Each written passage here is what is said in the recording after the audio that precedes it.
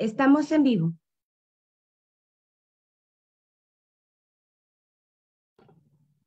Muy buenas noches. Es un verdadero gusto volvernos a encontrar en este miércoles de Casaquemos y definitivamente tenemos que hablar de lo que está ocurriendo en Guatemala.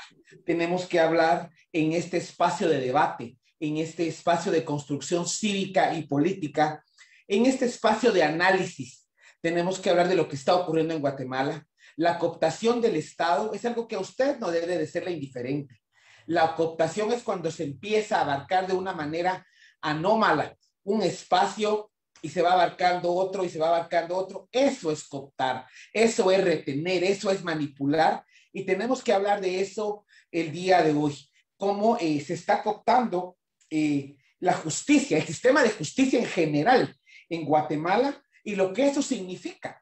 Porque entonces quien debería de velar por la transparencia, por la justicia, por la legalidad en este país, pareciera ser que es la persona más oscura y menos querida en Guatemala. Pues que lo quieran a uno, da igual. Pero aquí la cuestión es que hagan un trabajo consciente, que hagan un trabajo real, que hagan un trabajo que realmente esté enfocado para lo que ha sido contratado por el Estado, porque al final de cuentas, eso es precisamente lo que somos, servidores públicos, que tenemos que atender las diferentes necesidades para lo que estamos. Y en este caso, el Ministerio Público es quien persigue, quien analiza, quien investiga a los guatemaltecos por cualquier proceso penal, jurídico, relacionado a un delito. Entonces, por eso tan importante la elección de fiscal y jefe del Ministerio Público y que este año toca cambio, toca cada 4 años y pues se le ha vencido el plazo a María Consuelo Porras Argueta de Porres y pues lo cierra muy mal porque está incluida en la lista Angel porque les retiraron la visa y pues vuelve a presentar papeles, irónicamente llega a los 90 puntos a pesar de que ciudadanos hoy sí honorables presentaron tachas, no importó, pasa con 90 puntos. Aún así, la comisión postuladora no la dejaba pasar a los 6, al número 6 que será presentado al presidente de la República, Alejandro Yamatei, y es de esa manera que a pesar de que hubieron 10 votaciones, entonces estuvieron exactamente igual, 8, 7. 7 votos en contra de ella y tenía que obtener 10 para poder llegar. Entonces, un abogado de un criminal presenta amparo en la Corte de Constitucionalidad para obligar a la comisión postuladora a incluir a los que tienen el nivel de puntaje más alto. Y es como llega Consuelo Porras, precisamente entrevistada hoy por Alejandro Yamatei. En teoría, todo muy transparente, pero ¿quién va a ser tonto en cerrarse la puerta con los dedos adentro, en permitir que le tiren chayes en el camino si luego va a caminar descalzo? ¿Verdad? Porque entonces aquí hay compromisos clarísimos, hay investigaciones pendientes y pues hoy fue entrevistada María Consuelo Porras Argueta de Porres para ser electa como candidata, como fiscal general y jefa del Ministerio Público. Ojalá todavía hay un poquito de coherencia en Alejandro Yamatei y no sea tomada en cuenta, porque enviaría un mensaje muy erróneo y equívoco a la comunidad internacional, a las embajadas y a cualquiera que quiera venir a invertir a este país. Dicho todo lo anterior, ¿qué les puedo decir? Un invitado de lujo, un invitado que le tiene muchísimo cariño a Guatemala y tuvo una lucha férrea en contra de la corrupción y de la impunidad. Entonces, como lo prometí, hoy está con nosotros Iván Velázquez, excomisionado de CICIG. Iván, muy buenas noches. Gracias por aceptar la invitación. Buenas noches, Aldo. Es un gusto acompañarlo esta noche y saludar también a todos los que nos siguen en Guatemala. Un saludo a todos los guatemaltecos honestos, trabajadores, luchadores, pero que también tienen que ser unos guatemaltecos comprometidos por la construcción de democracia. Gracias, Iván. Pues entramos de una vez de lleno a este programa, una hora en la que empezamos a debatir. Iván, ¿cuál es la percepción en estos 4 años que usted estuvo en Guatemala, en estos años que usted trabajó en Guatemala, cuál fue la percepción de la justicia en este país? Bueno, la justicia tenía en realidad desde el tiempo en que llegué yo en el 2013 bastantes señalamientos. No se podría hablar en realidad de un organismo judicial muy transparente, aunque sí había y todavía existen jueces y magistrados comprometidos con la justicia, honestos, pero lo que desde el 2014 es que esto empezó hace tiempos, solo que ahora ha quedado en mayor evidencia después de la salida de la comisión. Digo que empezó desde el 2014 porque fue justamente en el 2014 que Alejandro Giammattei, que hoy aparece, digo, que Alejandro Sinibaldi, que hoy aparece en lo más absurdo, constituyéndose como querellante en el caso en el que precisamente él es el principal señalado con todo el negociado de Odebrecht, y Manuel Valdizón se apropiaron de la Corte Suprema de Justicia y de las Cortes de Apelaciones. Hay que recordar cómo esa comisión de postulación en el 2014, al elaborar la lista de los 26 candidatos a magistrados de Corte Suprema de Justicia, Sinibaldi y Valdizón se repartieron, literalmente se repartieron la Corte Suprema de Justicia, 7 para Manuel Valdizón, que se pensaba iba a ser el presidente elegido en el 2015, con esa tradición guatemalteca de que quien perdiera la elección era el presidente en la siguiente elección. Y para Sinibaldi, 6 magistrados. Y que en las Cortes de Apelaciones los 256 magistrados fueron repartidos 128 para Sinibaldi, 128 para Valdizón.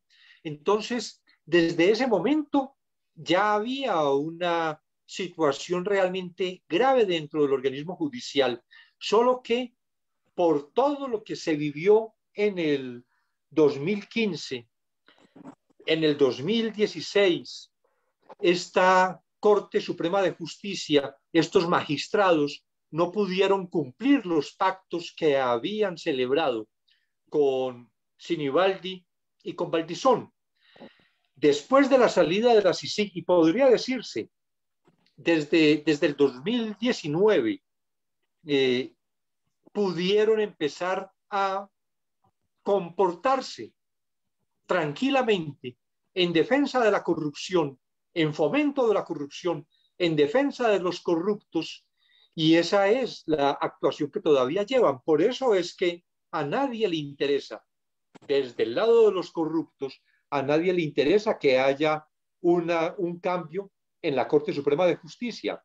Ya llevamos unos 30 meses de periodo vencido.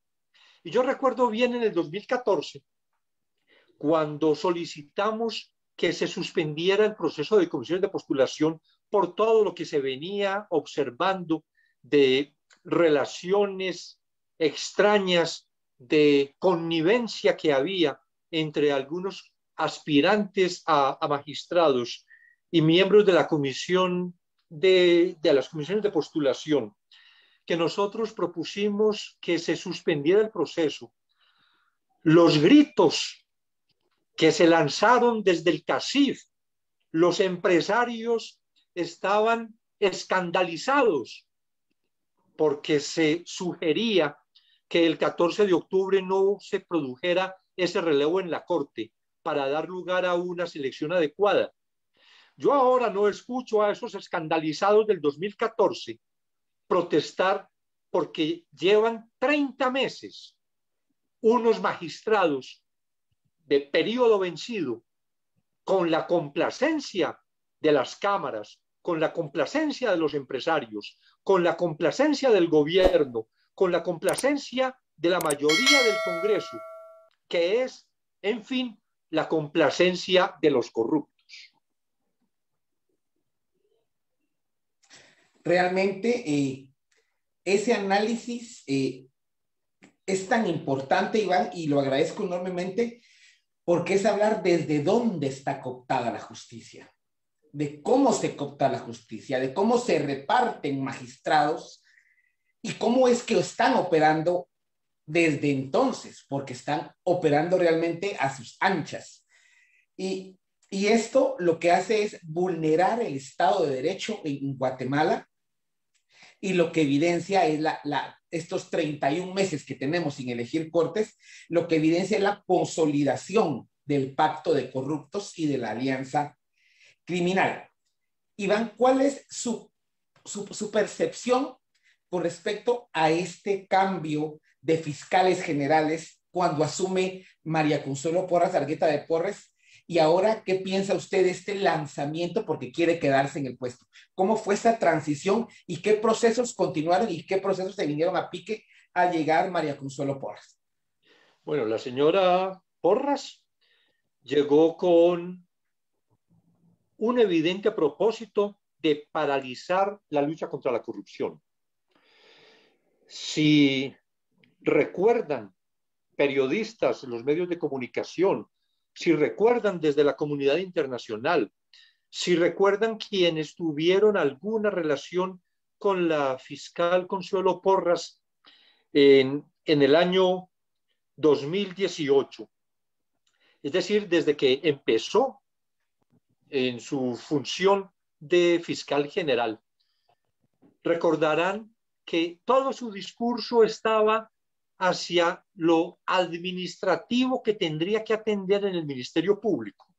Esto de buscar mecanismos de vigilancia de los fiscales de manera que se garantizara que a las 8 de la mañana tenían que estar todos los fiscales en sus puestos, que dizque unos registros de asistencia sistematizados que iba a implementar en todos los despachos, que, en fin, todo el discurso dice que por el fortalecimiento administrativo del Ministerio Público que le permitía esconder su propósito de afectar la lucha contra la corrupción que se venía adelantando. La manera como se dilató desde el principio. Yo recuerdo con la fiscal Telma Aldana, tan pronto fue elegida, fue nombrada fiscal general, casi que de inmediato, el mismo día, tuvimos una reunión para empezar a pensar cómo era que íbamos a continuar con el trabajo que ya veníamos adelantando con la fiscal Claudia Paz y Paz, y cómo desde ese primer momento el interés por el conocimiento de los asuntos, el estar impulsando investigaciones, el estar activa en lo que significa el papel de una fiscal general, que no es la secretaria general del Ministerio Público, es la fiscal general, la titular de la acción penal. Consuelo Porras es muy buena probablemente como secretaria general, no como fiscal general. Entonces, esa actuación de ella de frenar sin tener que decir, simplemente una reunión que se programaba. Yo creo que la primera reunión con ella fue unas 2 o 3 semanas después de su posesión, que porque estaba tratando de organizar las cosas. Luego, en las reuniones para discutir sobre casos, para hablar sobre las actividades que con la CICIG adelantaba la FESI, el aplazamiento en las reuniones, la dilación, que no se concretaba nada, hasta llegar, como ocurrió ya cuando no pude yo regresar a Guatemala por la prohibición del entonces presidente Jimmy Morales, llegar al caso, por ejemplo, de Sandra Torres, que recibida toda la información, recibida la investigación, recibida de parte de los fiscales de la FESI lo mantuvo dizque en estudio, como desde el mes de agosto, septiembre del 2018, ya estoy confundido con las fechas, pero lo tuvo por espacio de unos 5 o 6 meses hasta que Sandra Torres adquirió la inmunidad, el derecho de antejuicio, por haber sido inscrita como candidata presidencial. Y eso era lo que esperaba. En general, esa fue la actitud constante de Consuelo Porras. Su actuación respecto de los exfuncionarios guatemaltecos de la CICIG, eso demuestra cuál era realmente su interés en la lucha contra la corrupción. La manera como se opuso con el apoyo también de las cámaras, porque en esto hay que señalar responsabilidades, las responsabilidades directas. Recuerdo muy bien, debió ser la Cámara de Industria la que expidió un comunicado cuando se estaba discutiendo porque la fiscal general no vinculaba a los guatemaltecos de la CICIG al Ministerio Público, y la Cámara de Industria expidió un comunicado defendiendo el derecho de la fiscal general a seleccionar su personal y que no podía ser presionada para vincular a determinados funcionarios, cuando desde Claudia Paz y Paz, ratificado con Tel Maldana, lo elemental, que toda la experiencia acumulada en la CICIG por estos compañeros guatemaltecos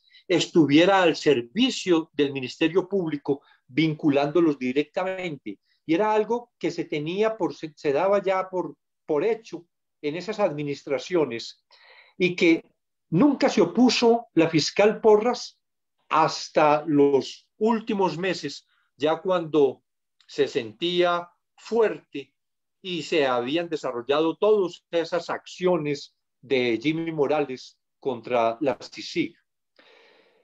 Este hecho actual de una fiscal que es designada por el Departamento de Estado como corrupta, que es incluida en la lista Engel, que tiene prohibido su entrada a Estados Unidos, que tiene su visa cancelada y que todavía aspira a reelegirse.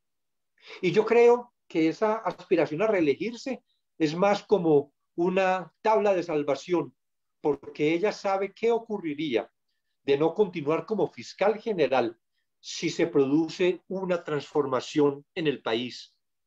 Porque todos los hechos que ha cometido ella, desde ese hecho ilícito de la destitución de Juan Francisco Sandoval, pero también de todas estas acciones que ha realizado, o más bien de todas las omisiones y los entrabamientos que ha puesto a la acción del Ministerio Público, son hechos punibles que con una nueva fiscalía ella misma estaría sometida a una investigación penal. Vamos a ver cuál va a ser la decisión del presidente Yamatei. Me parece que nombrar a Consuelo Porras es darle un portazo a la comunidad internacional, especialmente a Estados Unidos, que tanto ha colaborado con el país, porque es decirle al Departamento de Estado que esas expresiones públicas de rechazo, que esa inclusión en la lista no le importa nada al presidente de Guatemala. Podría ser que en una actitud más inteligente para evitar precisamente entrar en contradicción frontal, como supondría que ocurriría de nombrar nuevamente a la señora Porras, busque en la lista de 6 quien pueda cumplir con igual sumisión que la señora Porras, con igual compromiso con la impunidad, el papel de dirigir el Ministerio Público, pero sin esa sin ese desgaste que ya tiene Consuelo Porras en el Ministerio Público y que afectaría igualmente las relaciones internacionales de Guatemala, del presidente Yamatei. A pesar de las diferentes llamados de atención de sociedad civil organizada, pareciera ser que no le importa a Alejandro Yamatei, y por eso esa presión desde la Corte de Constitucionalidad y pues esos votos que se mantuvieron. Y veamos eso, don Iván Velázquez, el cómo se mantuvieron esos votos. La Universidad de San Carlos, una decepción enorme. El presidente del Tribunal de Honor, la presidenta de la Corte Suprema de Justicia, se mantuvieron esos votos 7, 8 y 10 veces se quedaron de la misma manera. Aquí, pareciera ser que es yo te cuido la espalda y vos me cuidas la mía. En el caso de María Consuelo Porras, Argueta de Porres y Alejandro Eduardo Yamatei Falla. El cómo... Pero permítame, Aldo, porque es que aquí hay también otra situación. De acuerdo con esa actuación deplorable del decano de la Facultad de Derecho de la Universidad de San Carlos, pero también recordemos cómo Consuelo Porras utilizó su poder de fiscal general para amedrentar a los decanos de facultades de Derecho, para presionar, y entonces, con todo lo que significa el poder de un fiscal general, ponerlo a su servicio personal, amenazando, como ocurrió, por ejemplo, en el caso del compañero de la CICIG, de David Gaitán, decano de la Da Vinci, que iba a intervenir, que empezó a intervenir en comisión de postulación y tuvo que renunciar precisamente porque una denuncia que se presentó contra él en un hecho que es tan aberrante como todos los que están sucediendo en el país ahora, como esa detención de Leili Santizo, como la detención de Virginia La Parra, como la detención de las otras fiscales. Es que son cosas realmente escandalosas, increíbles. Cómo a David Gaitán se le iba a investigar que porque no había acreditado en un cargo privado, que no había acreditado unos requisitos que se exigían para ser decano. Y eso, ¿de cuándo acá constituye un delito? Que una entidad privada contrate a una persona sin cumplimiento de los requisitos de acuerdo con lo que se mencionaba. Sin embargo, la denuncia en menos de 12 horas ya estaba tramitada en el Ministerio Público y ya amenazaba con una acción fuerte en contra de David Gaitán, que entonces lo obligó a renunciar. Es algo similar a lo que ocurrió con su tesis falsificada, con su tesis plagiada, que es otra vergüenza, que la titular del Ministerio Público acredite esos 15 puntos que le conceden con una tesis plagiada, y ese comunicado que ella expide o en la presentación de descargos, no recuerdo bien, pero que de todas maneras, mediante un escrito, la fiscal Consuelo Porras dice que nadie se atreva a cuestionar la validez de esta tesis porque no son autoridad para discutir si está plagiada o no. Y ese es un asunto que debe resolver el Ministerio Público. Es decir, que ella misma debe resolver. Eso es hasta risible. Entonces, ese poder que ha mal utilizado la fiscal general para intimidar a sus opositores o para intimidar a personas independientes, probablemente fue lo que logró que fuera incluida en esa lista de 6, a pesar de la oposición permanente y muy destacable de decanos como el de la Universidad Francisco Marroquín, por ejemplo, que se mantuvo firme porque entendía, como otros 6 decanos junto con él, el de la Landívar, etcétera, que entendían que por ética Consuelo Porras no debería ser incluida en esa lista y que finalmente son estos decanos forzados por la decisión de la Corte de Constitucionalidad. Y es que realmente es persecución, don Iván Velázquez, lo que estamos viviendo en este país. Hay persecución a los medios de comunicación, a la oposición. Solo yo tengo 11 intentos de retiro de antejuicio.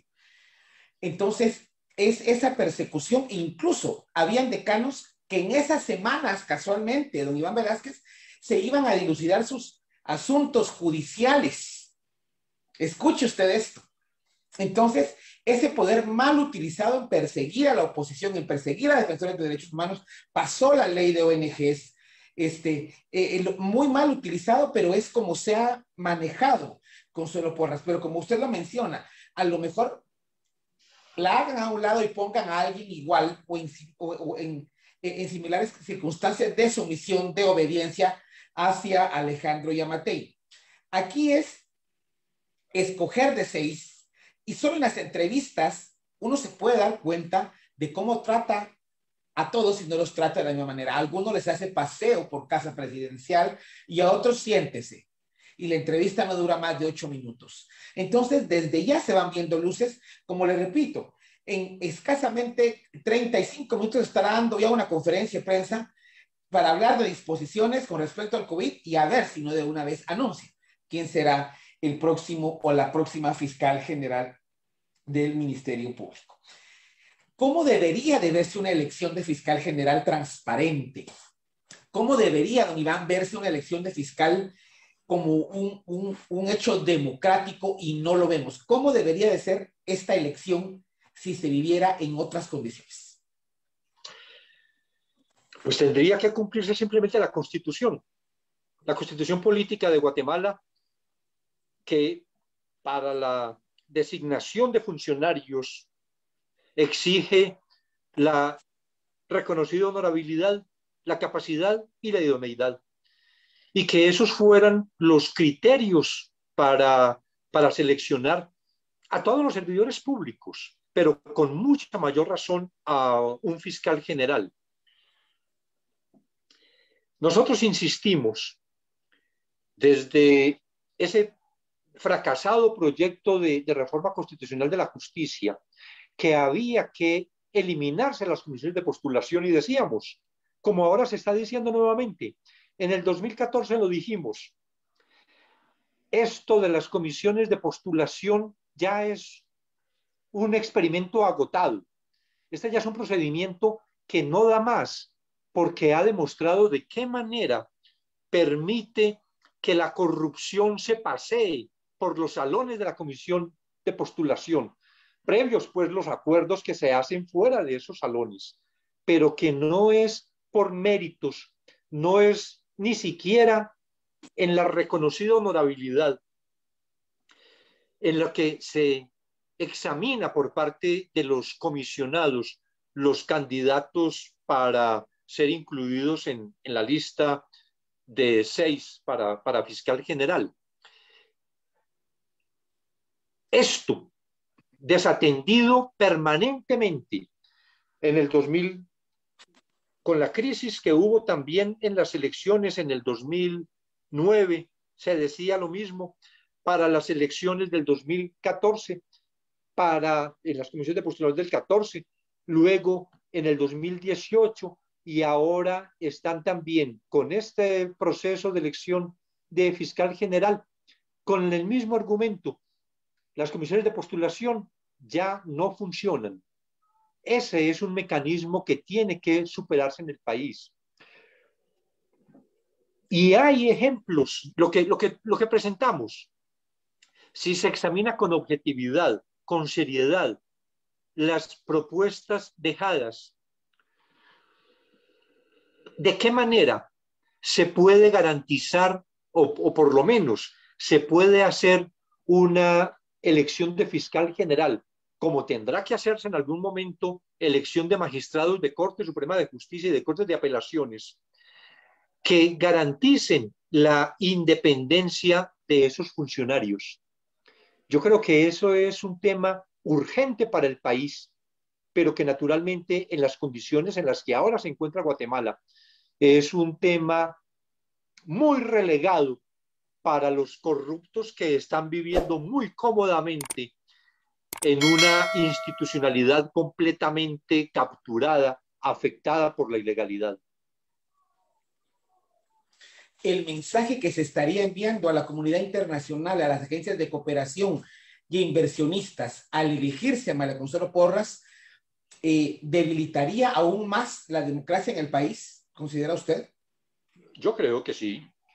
Creo que, sin duda, aquí hay una corrupta probada como cabeza del Ministerio Público.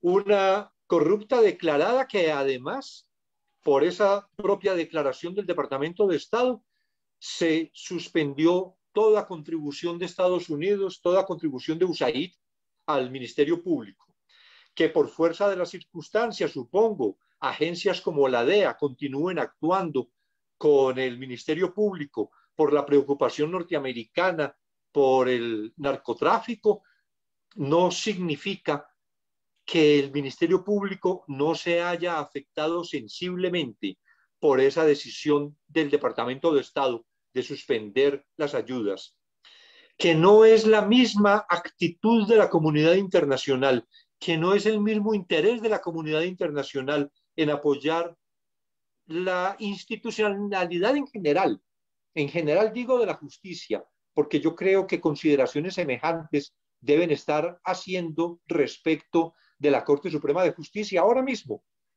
la presidenta de la Corte Suprema de Justicia, la demostración de grave que hizo en la presidencia de la Comisión de Postulación, esto de requerir a cada decano, a cada uno de los 7 decanos que no votaba por Consuelo Porras, que expresara públicamente qué era, en qué se fundamentaba para no dar su voto por ella, en una abierta campaña que hacía dentro de la Comisión de Postulación por ella.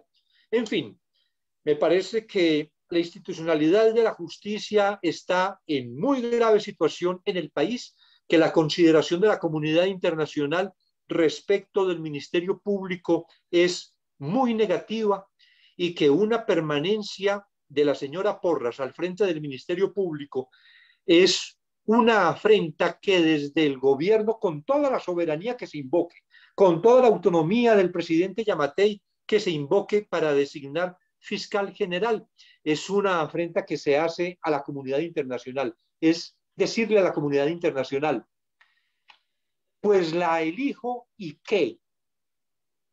¿Qué me importa? Ella es.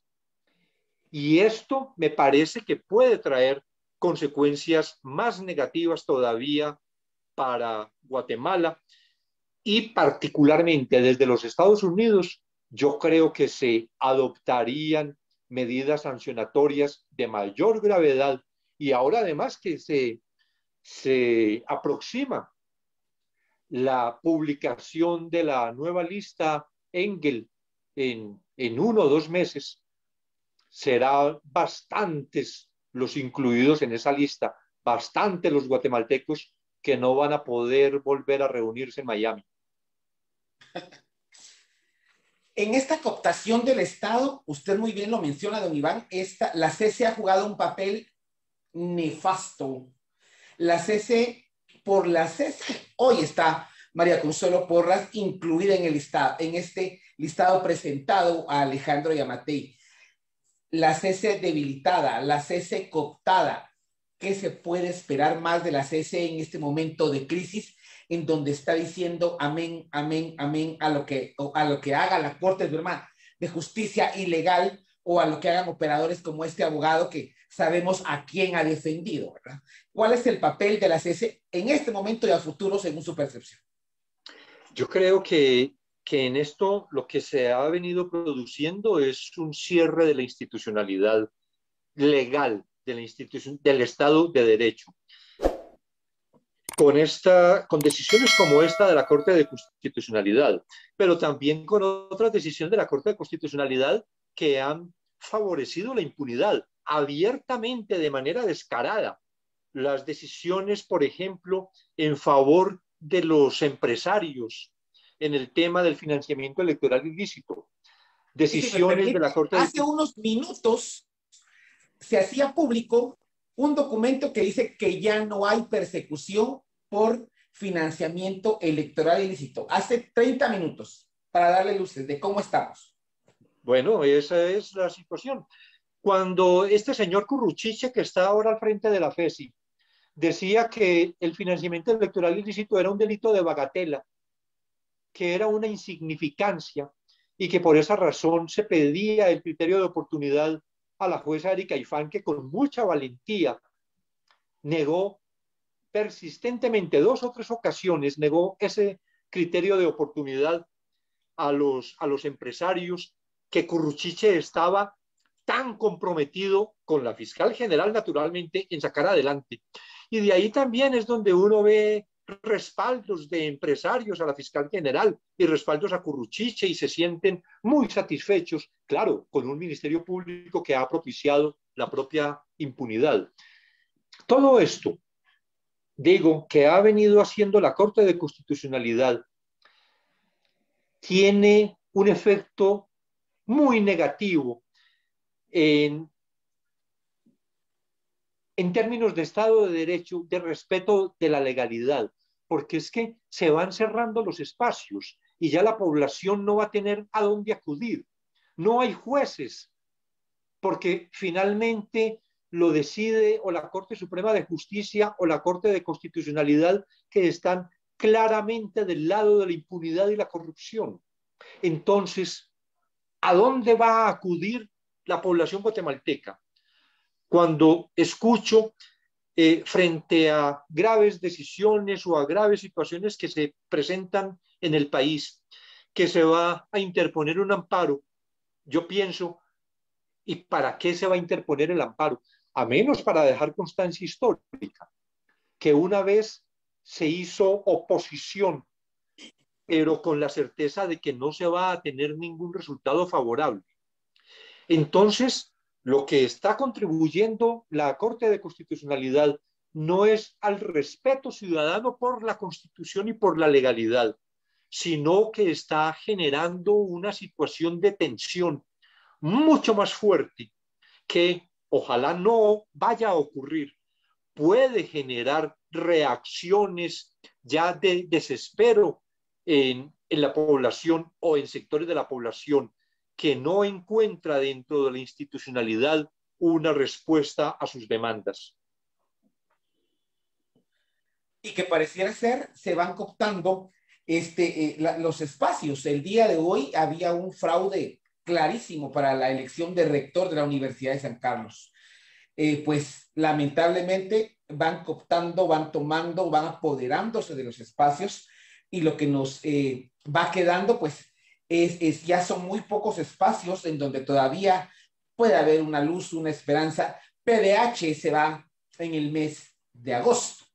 Ya se han presentado papelerías e incluso hay diputados que van a optar a este cargo para PDH, y pues ya vemos alianzas en diferentes partidos con 3 nombres, desde donde posiblemente un diputado se vaya a PDH, y diputado que ha votado todo el tiempo de manera muy nefasta con el bloque oficialista y la alianza criminal, un candidato que tiene un discurso pro Yamatei todo el tiempo, posiblemente de candidato a la presidencia. Entonces, se llega a perder PDH, ya perdimos CC. ¿Qué es lo que debería de hacer el ciudadano guatemalteco? ¿O cómo el ciudadano tiene que entender que esto le afecta? Si no hoy, le va a afectar mañana o pasado, cuando, como usted lo dice, no encuentre dónde ser escuchado, porque va a la CC, no va a ser escuchado, va a la Corte Suprema de Justicia, no va a ser atendido, y va a ir a la PDH cooptada, no le van a abrir la puerta. ¿Cómo hacer entender al ciudadano esta crisis? Porque yo decía, vamos para una Nicaragua. No, ya estamos en una Nicaragua. Estoy de acuerdo, Aldo, con esa apreciación. Lo que ha hecho el Ministerio Público contra fiscales, como los casos que mencionaba ahora de de Virginia, de Levy, de Xiomara, de todas estas funcionarias del Ministerio Público que han sido claramente perseguidas, porque es que esto no es que estén haciendo justicia. La revancha que ese juez Castellanos y ese abogado Barrios, porque esto es una coautoría de Castellanos y Barrios, que fueron los que estuvieron involucrados en la acción que dio lugar a que Virginia formulara la denuncia que presentó y que ahora resulta que está detenida porque es que ella no era titular del Ministerio Público y por lo tanto no podía denunciar. Eso es el colmo. Es que eso no se ve en Nicaragua. En Nicaragua están guardando, con toda la represión judicial que están haciendo, con toda la represión que el régimen hace, utilizando jueces también y fiscales en el país, todavía por lo menos elaboran un poco más los discursos que en esta ramplonería, en esta arbitrariedad tan absoluta que se está viendo en el funcionamiento de la justicia. Entonces, ahora todavía estaba la esperanza en la Procuraduría de Derechos Humanos y podía servir aún como una válvula de escape, por lo menos se acudía ante el procurador y el procurador actuaba en defensa de los intereses del pueblo, se expresaba censurando graves actos que se cometían, que se realizaban por algunas autoridades o lo que significa en general el régimen guatemalteco ahora. Pero luego, después de agosto, cuando el Procurador de Derechos Humanos va a ser otro mismo del Estado capturado, va a ser otro de sus miembros, ¿a dónde va a acudir la población? Y esto que mencionaba ahora Aldo con la situación en la USAC para los cuerpos electorales y en la pretensión de desconocer a los electores de los otros candidatos distintos al señor Murphy. Esta acción, esa pretensión de desconocer, de no darles la credencial a estos electores desfavorables para Murphy, lo que generó de una reacción la toma del MUSAC, por ejemplo, para tratar de defender lo que la institucionalidad tendría que defender. Es que se trata de la Universidad Pública de Guatemala, en lo que el presidente Yamatei debió haber por lo menos expresado un respaldo a la legalidad, por lo que autoridades del país tendrían que expresar al menos su desconcierto, pero no, es que todos están de acuerdo en que también dentro de la USAC, en la rectoría de la USAC, lleguen personas cuestionadas como el señor Murphy con las investigaciones que la FESI con la CICIG dejaron en curso en el 2019 y que no ha pasado nada y ahora este señor probablemente vaya a ser el rector de la Universidad de San Carlos con la complacencia de todos ellos. Yo creo que es una situación que cada día se va deteriorando más. Yo creo que aquí es necesario que sectores dirigentes del país, que sectores del empresariado recapaciten y piensen hacia dónde están conduciendo o hacia dónde están permitiendo que se conduzca el país. No hay excusa que porque no son gobierno. Todos sabemos la gran influencia que tiene en el gobierno, que tiene en las instituciones el sector privado en Guatemala. y ellos están propiciando que también el crimen organizado pueda copar igualmente más espacios y finalmente también ellos resultarán perjudicados por esa captura criminal que se viene haciendo del Estado. El deterioro general del país, el deterioro general de las instituciones va a repercutir en todos quienes tienen ahora un poder, una incidencia en el país. Por la tolerancia, por la complacencia, por la omisión, están permitiendo, también por la acción, que Guatemala vaya cada día más hacia el desconocimiento absoluto del Estado de Derecho y hacia la posibilidad que el crimen organizado, que el narcotráfico que sigue latente en el país, el hecho de que no decomisen droga, que no se caigan los aviones, no significa que el territorio no se ha seguido utilizando para llevar la droga que desde Sudamérica va a Estados Unidos. Y ese gran poder va a copar también las instituciones. Hablábamos en el 2014, en el 2015, en el 2016, cuando presentamos el informe del financiamiento de la política en Guatemala en el año 2015, de lo que significaba en los departamentos de frontera el poder que tenía el narcotráfico, el crimen organizado sobre las administraciones locales.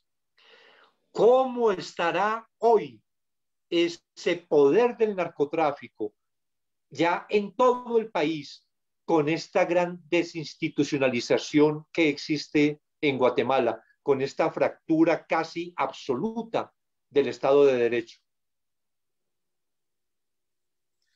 Es que realmente es precisamente el cooptar, el arrebatar, el imponer, el perseguir lo que ha dejado este gobierno muy claro que es la intención, no gobernar. Lo que mal empieza, mal acaba. Si no recuerde usted cuando el vicepresidente le decía a Alejandro Yamatei, renunciamos los dos por el bien de Guatemala.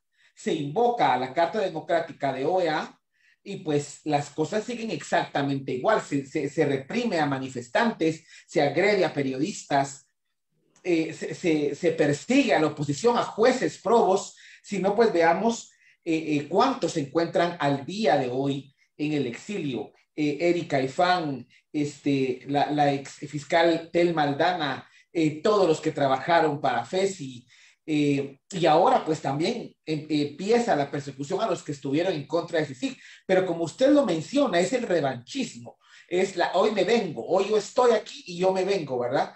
Eso es lo más triste y lamentable, y pues como le mencionaba, el proceso electoral, nos guste o no, ya empezó.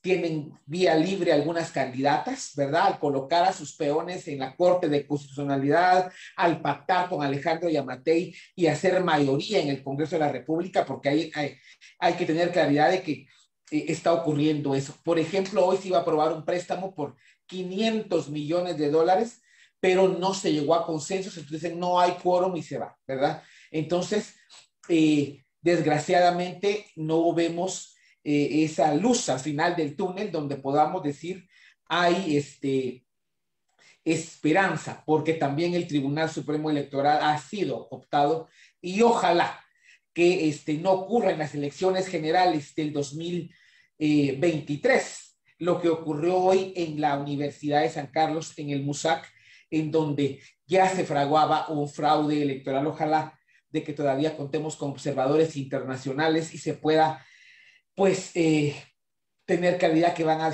haber elecciones transparentes y limpias. Yo creo que en esto, Aldo, de todas maneras, frente a todo este panorama tan negativo, tan pesimista que estamos, sin embargo, hay que destacar reacciones populares que se generan de pronto en el país, manifestaciones de la población que están reclamando el respeto por el Estado de Derecho, o más bien que se vuelva a establecer el Estado de Derecho. Y entre estas menciono la del día de ayer, la manifestación liderada por el cardenal Ramazzini, que me parece que es importante porque, como lo dijo también Monseñor de Vila, ahora que nos quitamos los tapabocas, ahora que nos quitamos esas máscaras, entonces que también pronunciemos la palabra y denunciemos y hablemos. Invitaba el domingo Monseñor de Vila.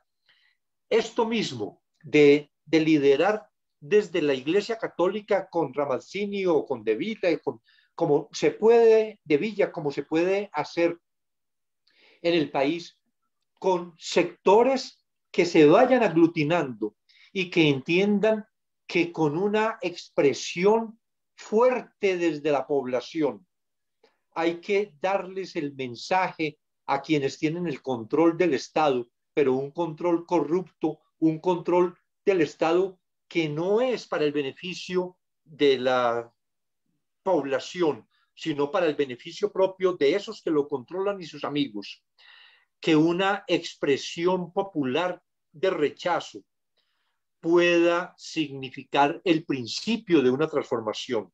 Yo siempre he insistido en la necesidad de los procesos de unidad en el país.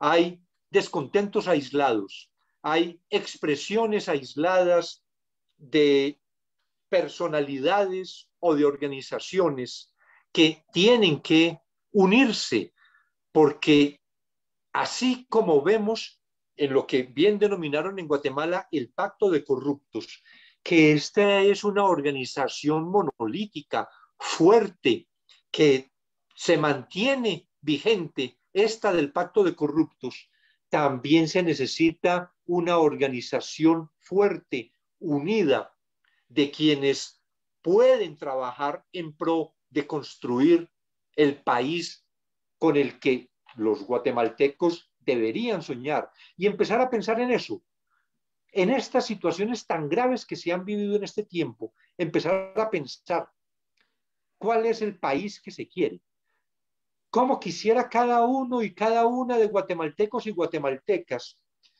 tener su vida, cómo quisiera que crecieran sus hijos, cómo quisiera desarrollar sus actividades, cómo quisiera poder conseguir los medios de subsistencia, pero también la posibilidad de una vida digna. ¿Qué es con lo que se sueña?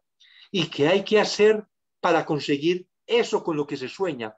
Que ya está más que demostrado que políticos de la naturaleza de los que han llegado al poder en estos tiempos no son precisamente los que van a representar esos intereses. ¿Cómo hacer para que el Estado vuelva a encauzarse, vuelva a cumplir su función de luchar, de garantizar, de propender por el bienestar colectivo, por el interés general y no por el interés particular de unos, por más poderosos que sean? Y que con esas reflexiones la población asuma una actitud y diga, basta ya, hasta acá toleramos y vamos a transformar esta realidad. Y que en eso entonces quienes han liderado procesos en el país, nuevos liderazgos también que se van generando en el país, piensen de igual manera en que hay que transformar esta realidad adversa de hoy y que para transformar esa realidad tienen que buscar la unidad, aún sacrificando intereses particulares, porque ahora hay algo que está por encima de cualquier interés particular y es el rescate de un país para todos los guatemaltecos y las guatemaltecas, y que ese fuera un compromiso. Por eso me pareció tan destacable esta manifestación de la indignación del día de ayer, todavía con poca concurrencia, todavía no tan multitudinaria como debería ser, pero que así como este sector empieza a liderar unas expresiones populares, otros sectores que han desarrollado actividades similares, ustedes propios, los diputados de la decencia que todavía quedan en el Congreso de Guatemala, que se genere ese gran movimiento nacional que luche por lo fundamental que es el restablecimiento de la democracia en el país. Pues el llamado está y pues a articularnos de mejor manera, a tener ese compromiso del que usted habla, don Iván, y pues dar la cara y rescatar, porque todavía estamos a tiempo de rescatar este hermoso país y pues estas muestras, la de ayer, organizada por Monseñor, y luego hoy el no permitir que se permitiera este fraude electoral, son luces de lo que puede ser una movilización más masiva y decir, basta ya, ya no más, hasta aquí. Don Iván, agradecerle el tiempo y pues le voy a hacer preguntas, le voy a decir palabras y usted me dice lo primero que se le ocurra, por favor, para ir cerrando este programa. Don Iván, corrupción. Organismo judicial. Impunidad. Ah, Ministerio Público y organismo judicial. Oficialismo. Oficialismo. Sí. Paso. Oposición. Expresión de dignidad. Justicia. Aspiración que debe unir a toda la población. Democracia. La lucha más fuerte que tiene que dar el pueblo guatemalteco. Persecución.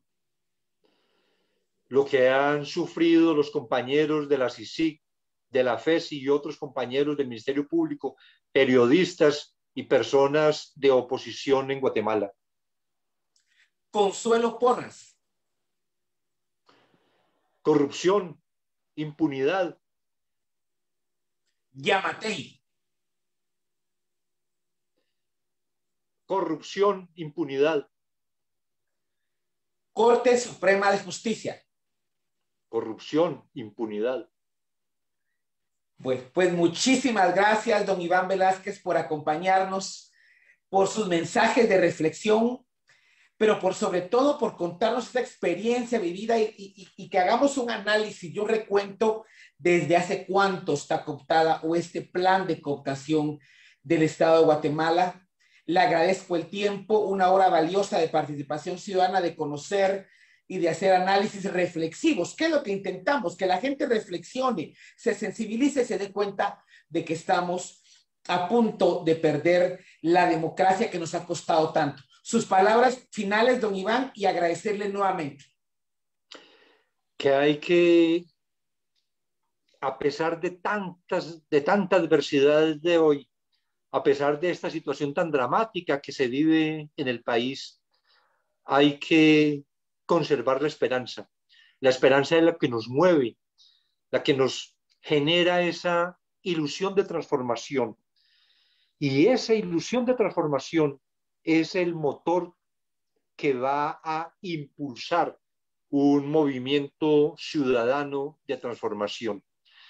Que se busquen las coincidencias, que se eliminen ahora los egoísmos, que se trabaje por ese interés colectivo que es necesario de conformar, destacar, resaltar en el país, que haya decisión, voluntad para empezar a construir este resurgir guatemalteco. Muchas gracias, Aldo. Ha sido un gusto acompañarlo nuevamente en su programa. Y saludos a todos los guatemaltecos y guatemaltecas de buen corazón que aspiran a trabajar por su país para que tomen la decisión y, como tantas veces lo insistimos, si tienen miedo, háganlo con miedo, pero háganlo. Transformen Guatemala. Muchas gracias, don Iván. Que esté muy bien. Cuídese bastante. Hasta pronto. Gracias, hasta pronto.